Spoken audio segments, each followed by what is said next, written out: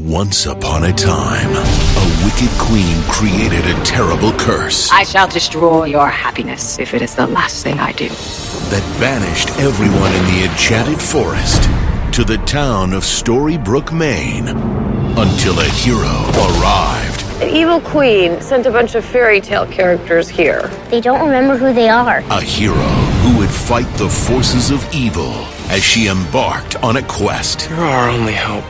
To break the curse. Now, a new day dawns in Storybrooke. Magic is coming. This season's all about how they brought magic into Storybrooke. Our characters are all going to remember their true identities. Snow? And magic will be very unpredictable here. It opens the doors to so many other possibilities and storylines for our second season. You wanted to see your queen? Here she is. There's still going to be the excitement of kind of having all these fairy tales opened up and looked at from a whole new perspective. We're going to meet all sorts of other characters. Right off the bat, we meet Aurora, who is Sleeping Beauty, and we meet Mulan. I'm very excited that Captain Hook is coming. Season 2 is going to be so much fun. We've been blown away by what's happening, so the fans will have to watch and see. Magic is coming.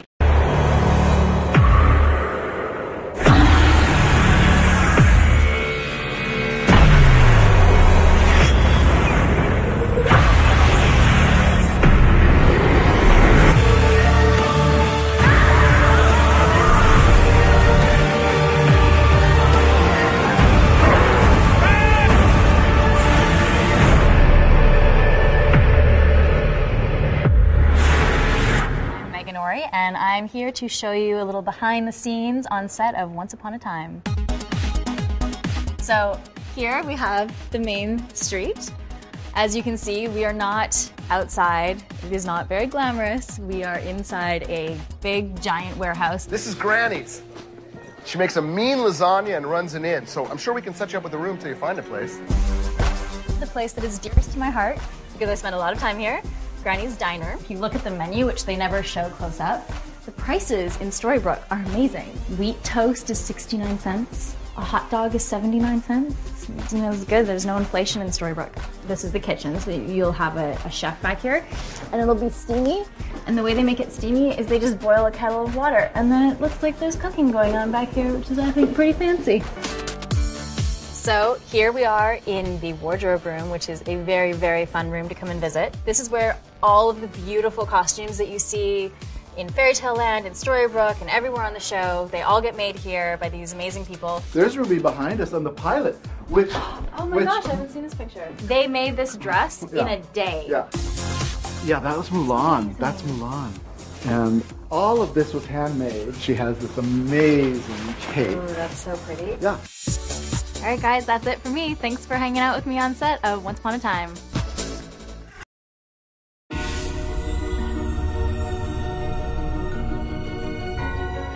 Welcome to Steveston, the real Storybrooke.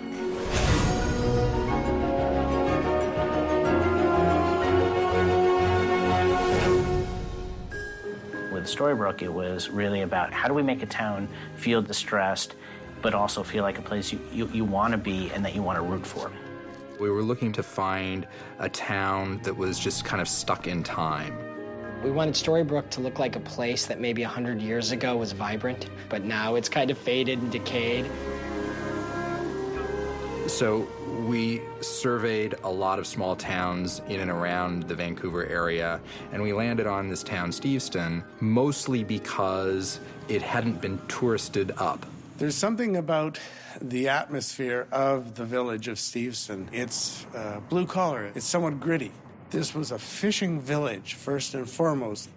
We're in the southwest corner of the island, so it's truly a destination point. So when you drive to Steveston, you're either coming out here to visit someone or coming out to, as a tourist, to come and check it out, or you live here. Well, I've lived here for 20 years, and it hasn't really changed that much. It's always been this nice, quiet, little sweet town, and it's really family-oriented, a great community. I raised my 2 kids here. When you see the car drive down that main street and the activities on some of the main streets here in the village of Steveston, it just works somehow. It just all fits together. The The art department starts early in the morning, adding signs and dressing windows to transform this town into Storybrooke.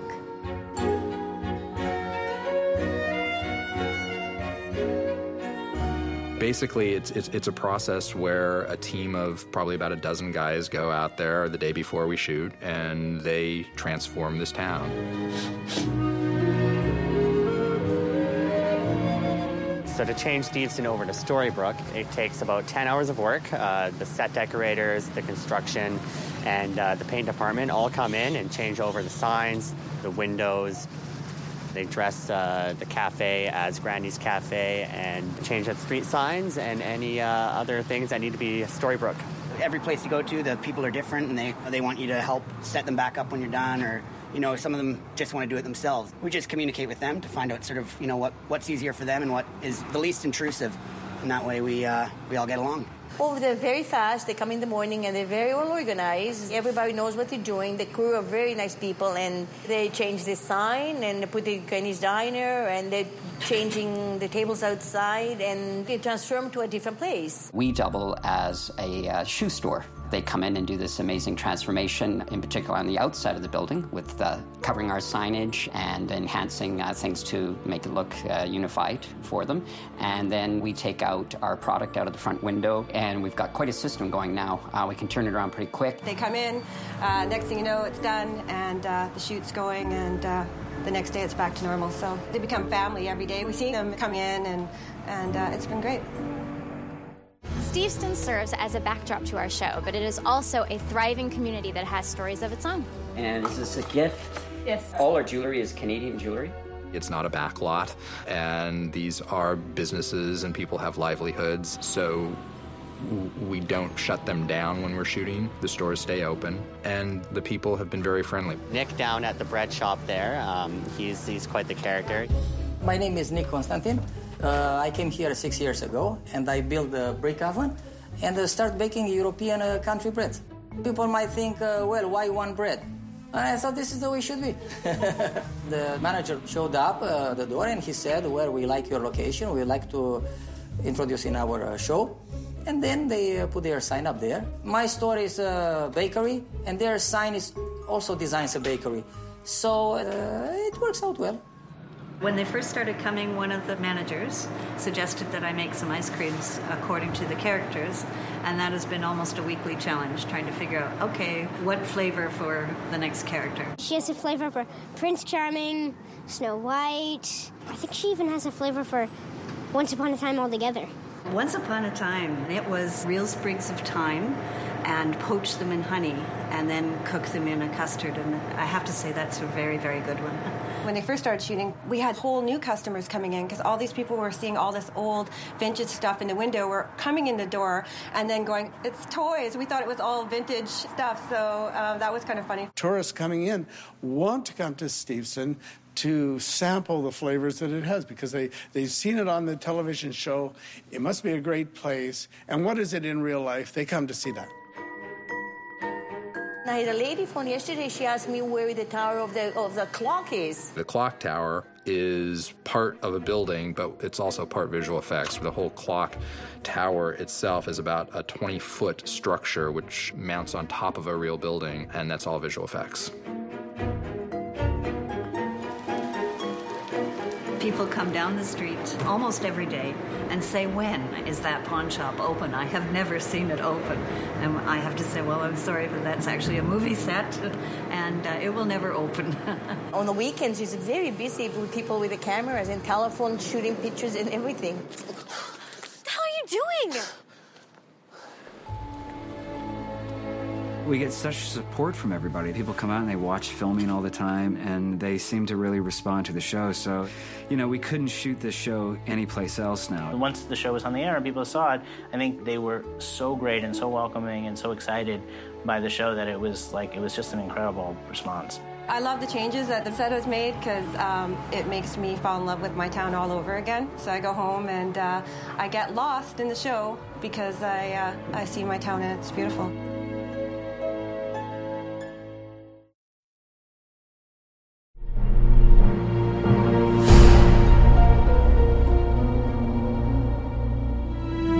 Meet Snow White, In Storybrooke, she's a teacher named Mary Margaret Blanchard, but in Fairy Tale Land, she's the fairest one of all.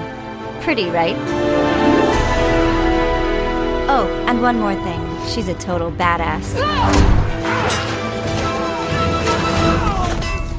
Just like the story goes, her stepmother, the evil queen, is out to kill her. Why is the queen doing this? I destroyed her happiness. And now she wants to destroy mine. While Snow White is on the run from the evil queen and living as a thief in the forest, she robs Prince Charming. They can't stand each other at first, but after saving each other's lives, the spark of romance strikes. Will you marry me? Too bad Charming's dad wants him dead. Release the blade. And Snow's stepmom wants her dead. I shall destroy your happiness. Parents just don't understand. Charming is captured by the queen, and she forces Snow White to take a bite of that infamous poisoned apple. Snow falls into an endless sleep until Charming escapes and breaks the curse with true love's kiss. That kiss leads to marriage, and that marriage leads to a beautiful baby girl named Emma. And they lived happily ever... Nope. The evil queen enacts the dark curse that will transport everyone to a land where there are no happy endings.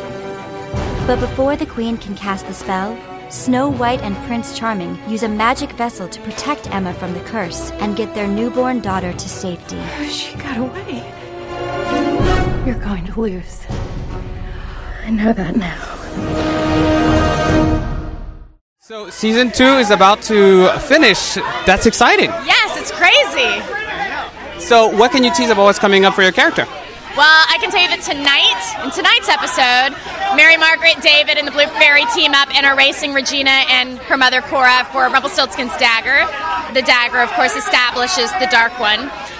In flashback, we're going to find out how young Snow's mother died. Tonight's episode guest stars Leslie Nichol of Downton Abbey. Lots of good things going on.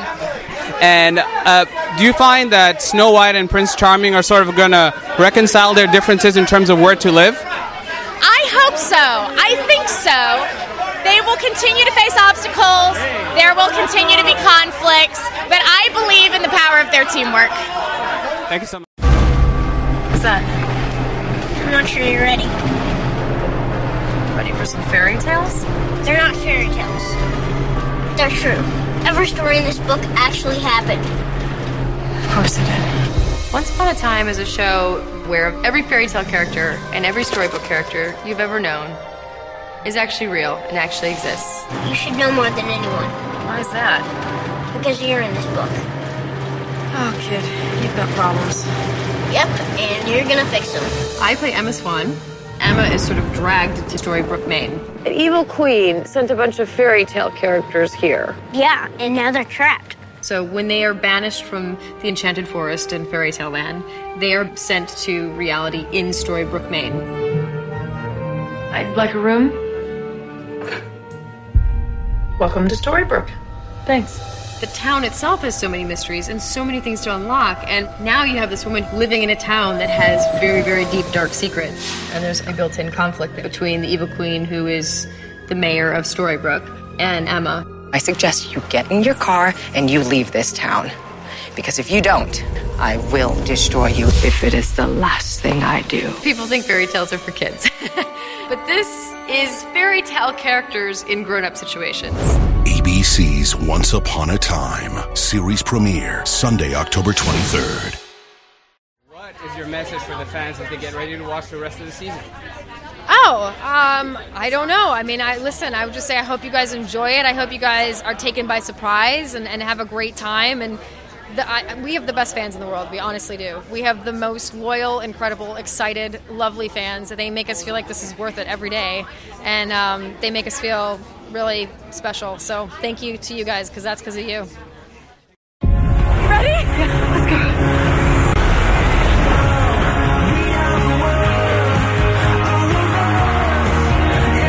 There's all kinds of milestones in life. The kind you expect to live through, and there's the kind you never dreamed you'd get to live through.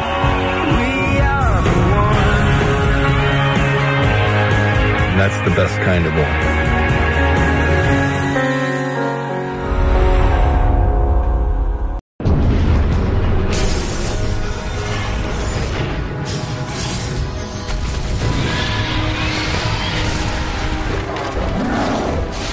We approached the show at first at the pilot stage at just kind of our wish list of what we would want to do. And then we were very fortunate to be able to have an incredible effects team that never said no, that just said, okay, let's figure out how to do it all.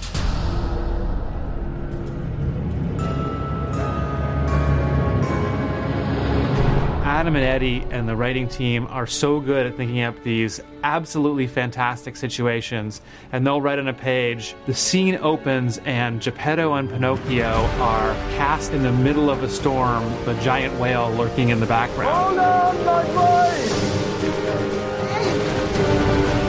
I'm trying, Father! A lot of people, I don't think, realize that they only have a couple weeks to pull this off, and you can spend 3 weeks on a scene like that. We had our actor Geppetto on the raft in a tank. And that performance that we got from him with the wind and the rain and the fans and everything is very visceral and very real. I think we had 4 Ritter fans and rain towers and smoke and water cannons, and we had wave machines to make waves on the water.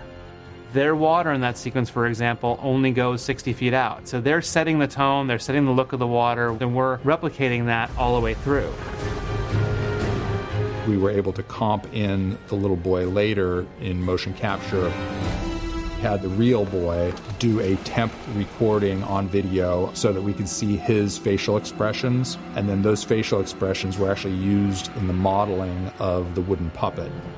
We had a lot of very heavy visual effects. We had water, we had rain, we had virtual characters, we had motion capture characters, we had keyframe characters, we had virtual sets. It really showed the depth and the breadth of the kind of work that we do. No, Father! You take it! Save yourself! Pinocchio! One of the big preparations we need to do is which sets are going to be virtual and which sets are going to be practical. And either way, Michael Joy and his art department and I are working together to decide how we're going to create this world. If there's something that has to be designed, I do a little cartoon, and then it's pre-visualized by artists who make a full-color illustration. And that's sort of how we communicate with pictures. I say we fight! We do a lot of virtual sets on Once Upon a Time, hence this large green screen stage here. The War Room is a virtual set. We have large practical components, table for set dressing and that the actors can sit around or perform around, some columns, but everything else is virtual. Amongst all the people who are talking in this very kind of intense moment are Jiminy Cricket, who's 3 inches of insect sitting on the table, and Blue Fairy, who's hovering in the middle of the table, also talking back and forth. 2 very different visual effects techniques. Blue Fairy is shot on a very sophisticated flying rig. So what we did was we shot with a little light on the end of a fishing line that was moving from place to place so that everybody's eye line could be right. And then after the fact, we went back to the stage, and on green screen, we played back that sequence. Stunts programmed this flying rig so that she flew to the correct place as she was going from spot to spot to spot in the scene, and then we were able to extract her and put her Blue Fairy sparkles on her and put her wings on her and integrate her back into the scene. This will work. The audience can see you looking at something, they're going to assume it's really there. You just let your imagination kind of run wild when you're on the green screen.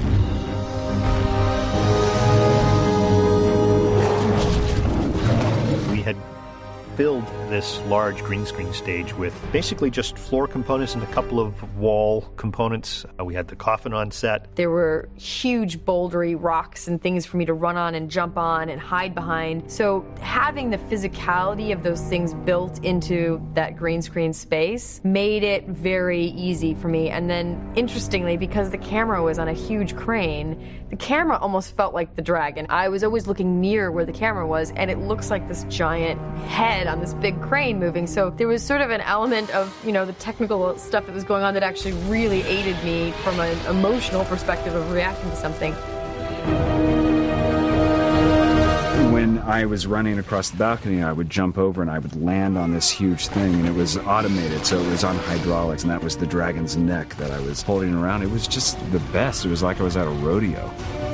We shot a bunch of elements of flame going from different angles, from the side, from the front, from the back, that we could use to composite in with our CG character so that the real fire was there with them. It's really interesting because you dream up something and then you actually get to see it brought to life. you must trust me. Because if you don't, there are other ways. Another type of visual effect that we do on our show are the visual effects that exemplify magic. We've strived to make the magic in the show be something that comes from an organic place. When Evil Queen throws fire, she pulls the fire from a fireplace and gathers it up and then throws it. When she wants to subdue somebody, she takes the armaments from around her and brings them together and throws them at the person. One of her abilities is to naturally control the environment around her. When Hansel and Gretel try to run away, the roots of the tree come up and grab them and bind them together. She's able to control the real things that are in real fairy tale land, and it really speaks to the overall idea that Adam and Eddie have so brilliantly created for the show, that for the people who live in fairy tale land's real. I'm constantly blown away by what they're capable of with special effects on this show. They just do such a great job. What we've learned is that it's a question of planning. The more we know what we're going to do, the more we can achieve. It takes a huge amount of effort from everybody, from the writers to the producers to the directors, to make it all happen. 5 years ago, we couldn't have done this show. The technology has advanced at such an incredible rate that the stuff that can be achieved on a weekly basis is mind-boggling now.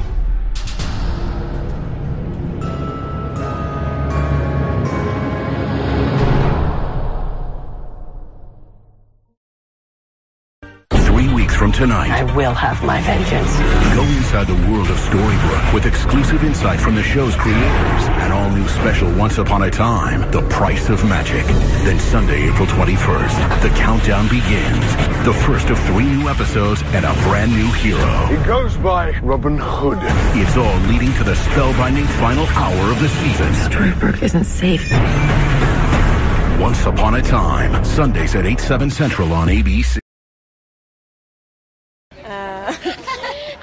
There's challenges for me, and I pick roles generally that have a challenge. There's one there too, because that's it's what I love about this job, is to be able to play that role, and for nothing to be just generic and the same. So I never really thought about focusing on making her a sort of cut out of the Disney character at all. I actually hadn't seen the film until, I did Skin Deep, and that was kind of, oh, cool, I'll do an episode because I love you guys, and, from Lost, Adam and Eddie, awesome. And then it, turned into this season, which I'm, couldn't be happier about. But, I consciously didn't want to be influenced by that, so it's just kind of creating as you go and feeling it out, yeah. And working with, amazing people doesn't hurt. Honestly, okay, if I'm going to go with the Belle thing, because that's just easier.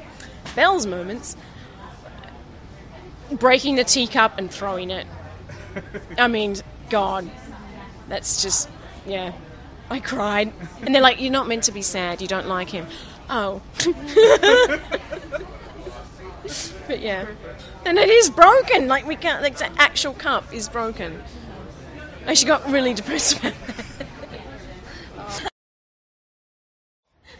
Yeah, I do. I mean, if she got that much out of him in Fairy Tale Land when he was green, I think she can do it again. Yeah. And what is your message for the fans as they head into these final episodes of the season? Just hope you enjoy it. We are having a ton of fun doing it, and I think there's going to be some really cool surprises that people will like. So. I'm playing the Evil Queen. I never wanted to play Snow White. I've always been a fan of the villains in Disney films. When you watch these animated movies, they're always quite animated, big. I really wanted to keep her human, and so working with the real human emotions helped support the character for me. I may only be your mother through marriage, but I'm here for you, dear. The original movie, Snow White and the Seven Dwarfs, I didn't use a lot of that. What I did use mostly of, it's a bit of Ursula. The big body and the laughter. Certain scenes require that kind of big animation, and then some don't. Catherine was supposed to die, and Mary Margaret was to take the blame. We may create the character, we may come up with the idea of the character, but the actors have to bring it to life. Season 2 is about to end. That must be really exciting. It is. So, the Queen is caught between a rock and a hard place, between Henry pulling her on the side of good and her mom pulling her on the side of evil. Must be fun to play as an actress, right? Oh yeah, she's multi, layered and colorful, and it's fantastic. I can't get bored playing her. And what do you think exemplifies a once upon a time moment? I guess any moment when you see, two people that love each other kiss. Because it's the ultimate, happy ending, I guess. This January, get hooked. As in Captain Hook? So you've heard of me. Care to join me for a drink? Television's most charming new villain. Thank you, my lady. Once Upon a Time. All new episodes begin Sunday, 8/7 Central on ABC. Hook, what's coming up for him to see this final episodes of the season? Well, I can't say exactly, but he's definitely, you get to see his sort of interaction with the people of Storybrooke and how, you get to see some good stuff with Hook, I think, towards the end of the season, yeah. And what is for you a once upon a time moment? For me, I'll tell you exactly what it was, and it was the first day shooting, and we were shooting on the Lady Washington, which was the Jolly Roger, and we weren't shooting at the time, and I was just standing there in my pirate outfit, and I was looking at the mountains go past, and we were on a pirate ship, and I was like, this is surreal, I was just sort of standing there going, this is crazy. So that's, I guess that's my once upon a time moment. And lastly, what's your message for the fans of the show as they get ready to watch the rest of the season? Well, my message is that I hope you all like it, still like it. I hope you like Hook, and just keep an eye out and see, just you get to see some interesting stuff with him. So.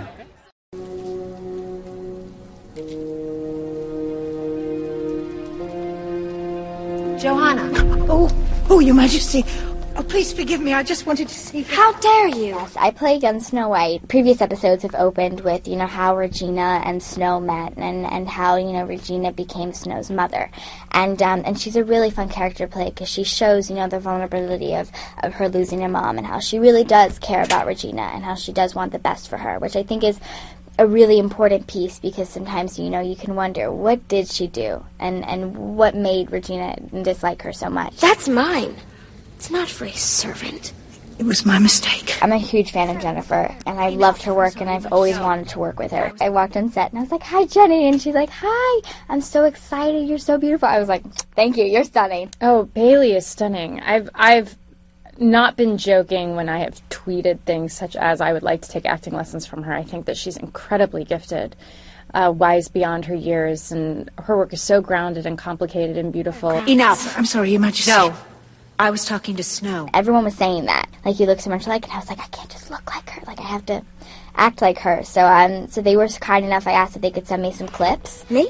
I thought I raised you better than that, Snow. And I literally sat there like it was a book report every day, and I had like a week to do it. And like, I took the videos, and I'd pause the screen, and then take like a screenshot of like how she like crushed her eyebrows, or like how she moved her eyes or her lips. I was told that she watched an awful lot of my footage, and I couldn't have told you why she seemed so similar to me, but my friends watching the show were all aghast. It doesn't matter whether one is a servant or royalty. Everyone in the kingdom deserves our love and respect. I mean, they were gasping left and right. That's a Ginnyism. That's a Ginnyism. That's something that you do, and things that I'm not aware of that I do, that she picked up on. She apologized. If you look on my desktop, it looks like I'm like a stalker, because there's like a whole file that says Snow White, and it's like all of her facial expressions and like the way that she speaks and like her voice. It's really funny. If you looked at it, it'd be like, Bailey Madison stalks Jennifer Goodwin. But I thought we were royals.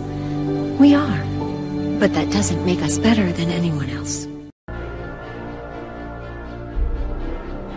Welcome to Storybrooke. She has a destiny. Open your eyes.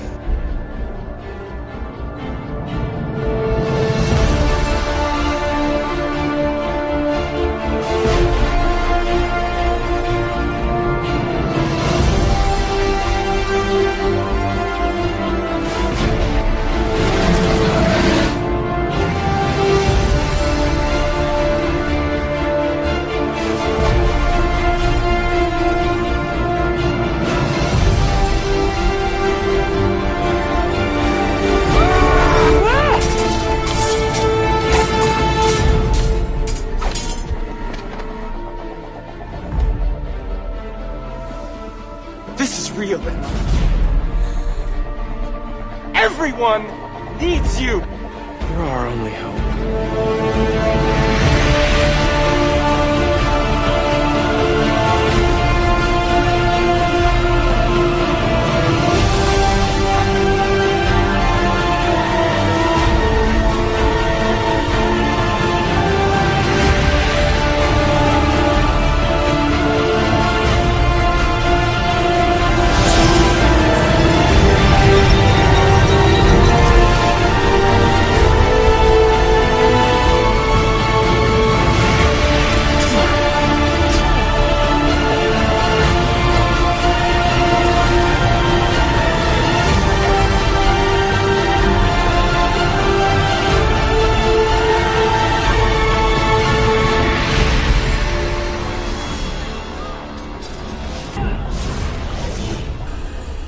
There are no coincidences.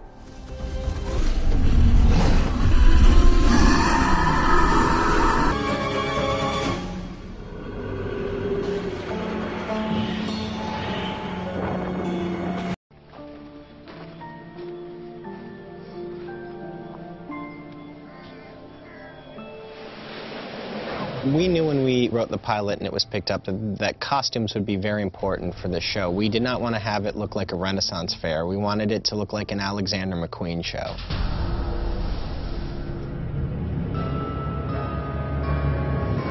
The wardrobe in Once Upon a Time, I think, is pretty amazing. We're so lucky to have Eduardo Castro as our designer. He's Emmy Award nominee for the show. The thing that's so great about him is he actually designs these costumes. I'm one of the few designers left that does their own drawings, and they serve as an inspiration for a jumping off point. I think that's where Eduardo's genius is, in that he sketches and that he can understand what we're saying, and he really has such a distinct and great vision for these costumes. Say I'll email a drawing of, say, Captain Hook to Eddie and Adam. We wanted a different kind of Captain Hook than you've ever seen before. We just wanted it more in a rock and roll vein, so we started sending him pictures of like Jimi Hendrix and Adam Ant and all these different things, and then Eduardo came up with the long leather trench coat and the vest, and he just really dialed into it. And it's, I think, the first time that we've seen Captain Hook portrayed totally all in black. Where are my manners? We haven't been formally introduced. Killian Jones. We, on purpose, avoided any embroidery. It's all very simple. It's all very super sleek. Rumpelstiltskin was one of the first costumes we made because it was one of the first castings that we made, which was played by Robert Carlyle. Always nice to make an impression. Where are my manners? We haven't been properly introduced. Rumpelstiltskin.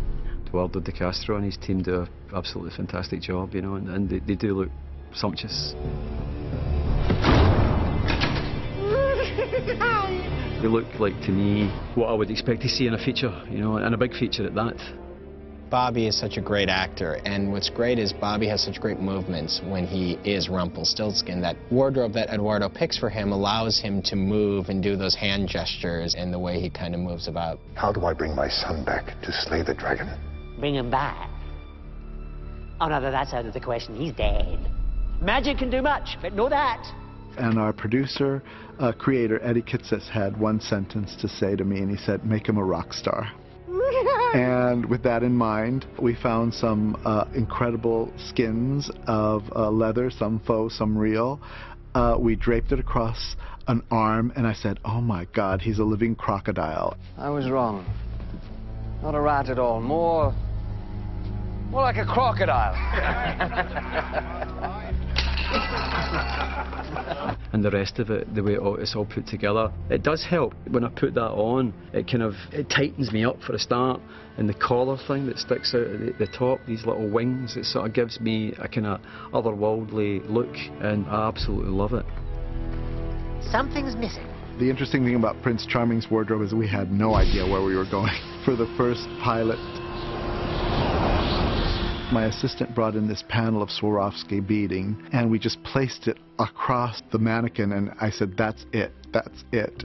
And we paired it with black leather pants, black boots, a sword belt, and it's really quite simple when you see it, but it's rather striking, and Josh actually was perfect in working with it. And I think it takes someone of great taste to be able to go through all the hundreds of years of different artists' interpretations of fairy tale costumes and what these characters look like, and be able to make it new, make it cool, and make it cinematic. And I think he does that across the board.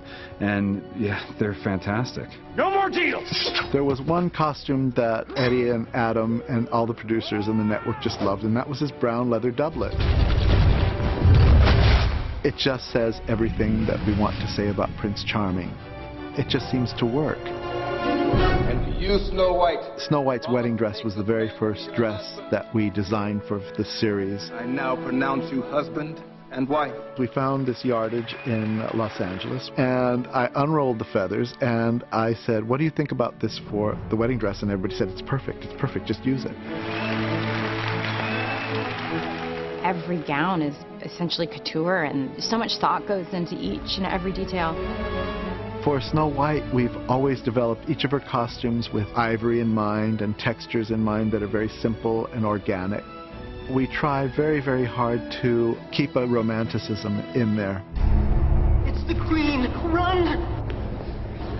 She's not a queen anymore! I think the Evil Queen really is one of the most fun characters to work on, and certainly one of the most special.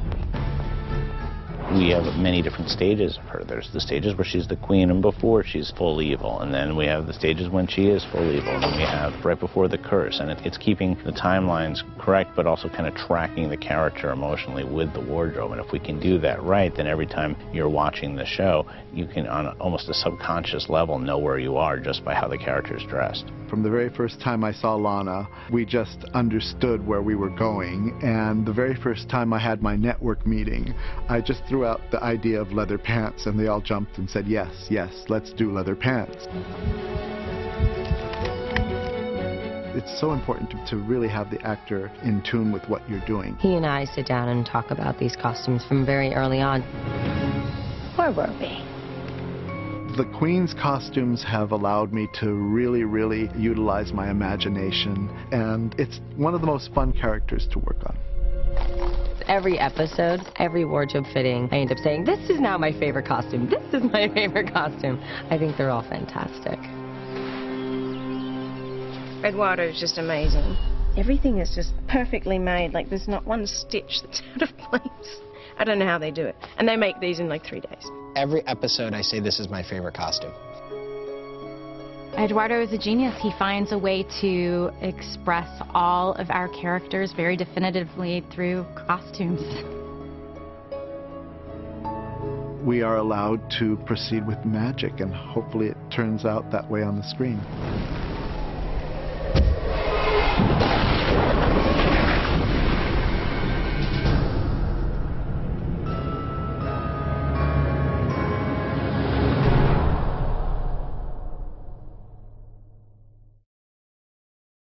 So, season 2 about to end. Really exciting stuff. Really exciting stuff. It's always exciting to, come to the end of a season. You know, the first season was exciting, and this one's going to be just as exciting, even more. It's going to keep pushing that envelope.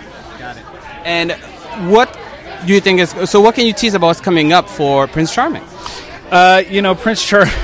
Prince Charming is, what you would expect. He is, now that he knows who he is, he's the hero, he's the leader.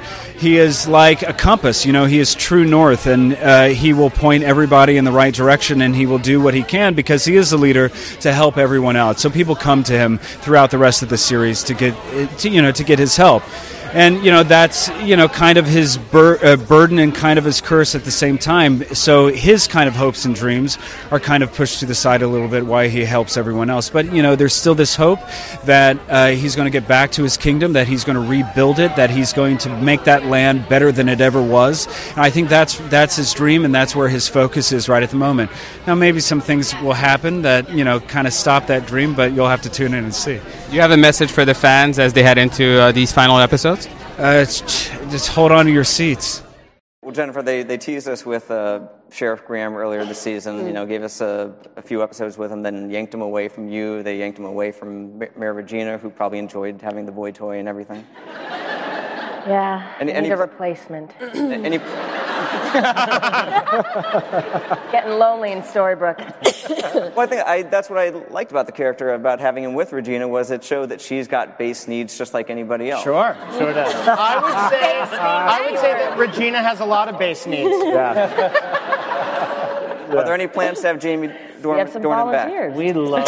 Well, Jamie may have had his heart ripped out in Storybrooke, but he is still very much alive when we go back to Fairy Tale Land. So who knows? I'd keep watching. Our next section is fashion. I got some reader questions here. Eliza wants to know, Jennifer, are we ever going to see Emma in a dress again? Maybe at a Storybrooke ball? Well, again? You wear a lot of weren't jeans. a dress at all? Just in the pilot when I was dressing as someone else. Oh, that was sexy. She's going to have a leather jacket dress? A leather dress. Yeah, maybe a leather dress. Be like her dad. It'd be like her dad. You make a red leather dress. Yeah. And then a blue leather dress. And then a brown leather dress. Yeah. Throw in a black one every once in a while. I don't know. She's not a big dress girl, but I feel like, that this season there's so much hitting her right now in terms of her starting to feel emotions that she's never felt before because she's been so closed off her whole life. And, so much changes for her so quickly now, having Henry back in her life and having a friend for the first time in her life and having to deal with feeling vulnerable, basically, for the first time. And I think, hopefully, as you said, if we get a second season and things continue, I think that you will see how she dresses and how she carries herself change as she starts to open up more. I think that will always, her emotional journey will be reflected in some ways through what she's wearing. Okay. And Jennifer, I've got Lauren wondering, do you like Mary Margaret's style? I do. I really do. I feel like we walk this fine line of trying to bring in something timeless, and we used Jean Seberg at his point as an inspiration, but we also have to keep her from having a real sense of style, because that would imply a real sense of self, and that's something that separates Mary Margaret from Snow White. But I still do have a lot of fun with those costume pieces, for sure. And Robert, you're not getting out of this particular topic. I've got Cyprith wondering, what is the name of the nail polish color that Rumpelstiltskin wears? Own personal. I don't know. It's the nails come pre-made. They come in pre-made, and I think they're the kind of greeny black kind of colour. A little bits of gold in it. Slimy. I believe it's called Broken Soul. Robert, how long is that whole process? The hair, the teeth, the skin, the whole glitter? thing. The makeup itself takes just under 2 hours to do, and then it takes an hour to get off at night, which is about a pain in the ass. But the strangest thing of all for people is that the boots that he wears, the leggings thing. 20 minutes. 20 minutes just to lace that up. He started peeling his skin off during rehearsal once and throwing it at me. It was really upsetting. She was going to sell it on eBay. So It's one of those things where you're like, I know it's fake, but that's really gross. Now, our last question for this portion of the panel, I've got Cordy wondering wants to put out the question, if there's any other character you could play on the show, who would you want to play? So let's start with you, since you basically play a mere mortal. Who would you like to play on the show? That's I would probably say Prince Charming. Josh approves. Why, because he's got swagger? Or? Well, I want to go fight things and swing swords and ride horses, and that's. You guys are Twinkies today. We are kind of Twinkies, aren't we? I like it. Jack of the Beanstalk, I think I would really like to play. Oh, okay. He's not on the show. I know. Oh, you mean on the show now?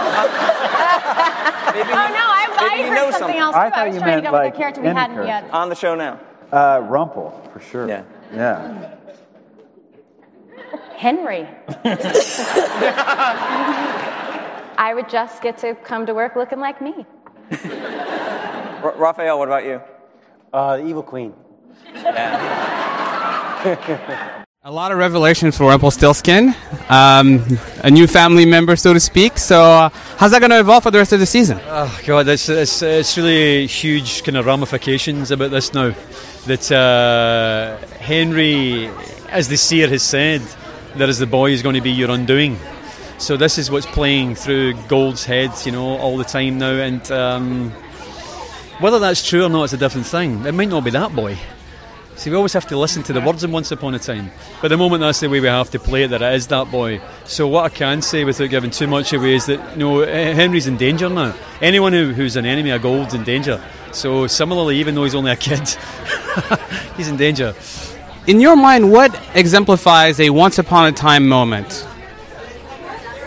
Whoa, that's an interesting question, that is. I think taking you along a road, a well-trodden path that you think you know, and then suddenly taking a U-turn. I think that's what does it. You know, like for instance, I can talk personally, my own character last season. It wasn't the fairy godmother who sent Cinderella to the ball, it was Rumpelstiltskin. So you think you know these stories, but they'll take them somewhere else. Similarly, in episode 16, coming up, The Miller's Daughter, with Rose McGowan, she plays the young Cora. He rather than, you know, it's the whole thing about the Rumpelstiltskin story was, if you guess my name, I'll let you off with the deal. The very first scene that they play in The Miller's Daughter, he gives him the name. She says, why are you telling me your name? He says, because you've earned it. And that brings them very, very close, closer than you can imagine. Red! No! Red! It's me! Don't! Please! Red! No!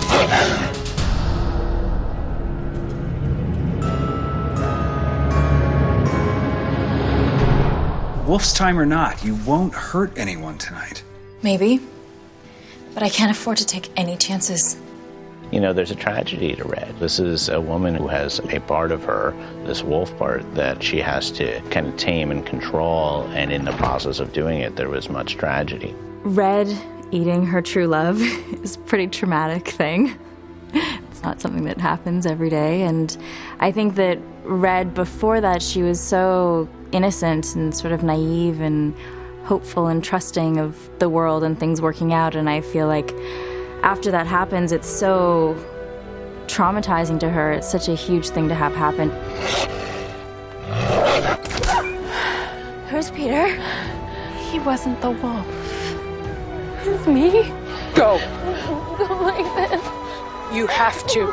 It's gonna be okay. There's no time. Red is a character who thought she was a monster and then learned to embrace that and realized she was both. But I think there's a part of her that feels like she's different from everyone, even though she's included. You're not the first to learn the truth about yourself through tragedy.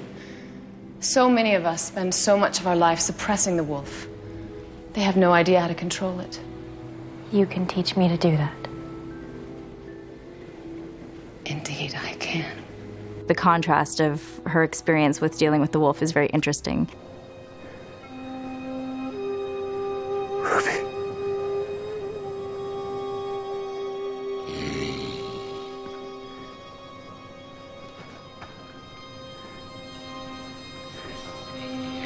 It's me.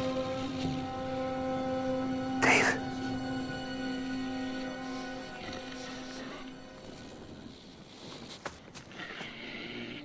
The fact that she can control it, I think, is also interesting because it sort of shows that she has integrated it more into herself. If you give in to the wolf, you'll realize the truth. You are the wolf. She's very protective of the people that she cares about. I think that's something that really drives her. Goodbye, Mother. Snow believes in her, and Snow accepts her for who she is. I'm so sorry. One of my favorite moments is when she said, you know, I know how hard it is to lose your family, and Red says, I protected it. I know what it's like to lose your family. I didn't lose my family today. I protected it.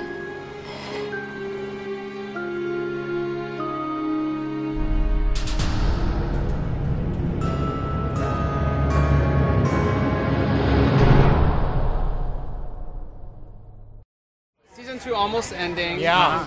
What can you tease about what's coming up? New characters?